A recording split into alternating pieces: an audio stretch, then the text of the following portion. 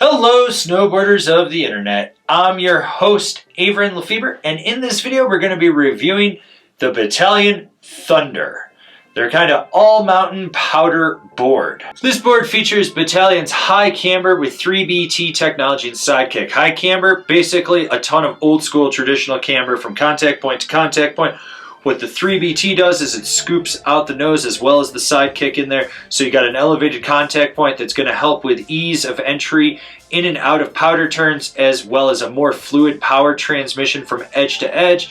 It also kind of scoops it out for if you're pow buttering and whatnot. This board is available in 154, 156, 156 wide, 158, 159 wide, 161, and 162 wide. I rode this board at Copper Mountain on a day that had 5 to 8 inches of fresh powder. There was more snow falling, gray skies, low to high winds depending where you were. You had some chop and chunder around the mountain.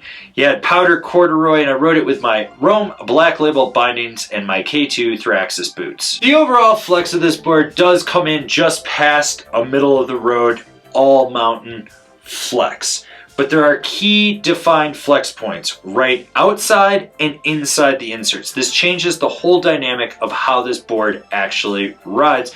And it kind of adds to that torsional flex in the middle. Now, when it comes to stability, I was on the wide, so that definitely helps. But you have such an abundance of camber that this board is very smooth and stable. The only time I really felt anything was in super chopped out, chundery terrain. And even then, it didn't get bucked around like other boards. You do get a little flap at high speed, so you might feel some of that underfoot. But by and large, most of that decreases before it actually hits the insert pack. This board is very, very stable. For having such an aggressive camber, it's actually relatively easy to load up, but it wants to rebound right back. So it makes it super snappy. It just wants to pop off everything in front of it. You never have to worry with this board. It wants to get you in the air, and it snaps so well. You can just send a roller, launch a side hit, never worry about it. I took it in the park and I hit some jumps and it just popped immensely off the lips.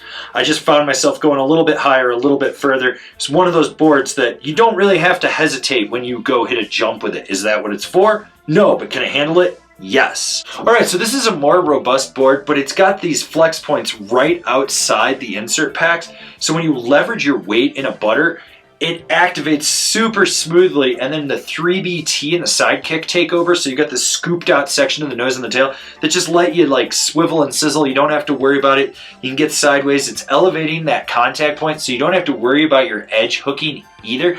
This board actually butters really well for kind of how it's built with its camber profile and its carbon array. It does a great job. Now, when it comes to jibbing, this wouldn't be my first choice of a jib board at all, but I know someone will hit a rail or a box with it.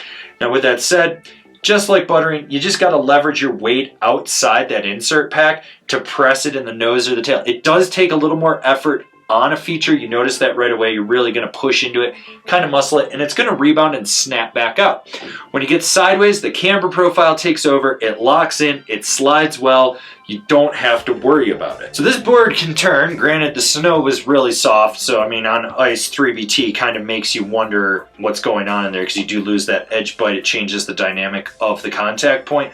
But what I really liked about this board was when I got it on edge, you could just feel the power from those flex points inside the insert packs. You could just really flex the board, then use it to utilize the carbon array and get a ton of power out of the tail, so it would just snap you right out of a turn. Short, tight, quick carves, long, hard, drawn out ones. You never really had to worry with it. This board can carve, except on straight sheet ice. I'll tell you that right now. I just don't believe 3BT is good on straight sheet ice, but if the snow is a little soft, it's absolutely amazing and a great utility to just have in the board. It's a utilitarian technology, if you will. Who's this board for? The resort charging powder guy that likes some power in their turns. When they introduced this board, I was super stoked on it. I'm still super stoked on it. This is a very predictable board that has the power where you want it to lay a trench. You can slay pow with it.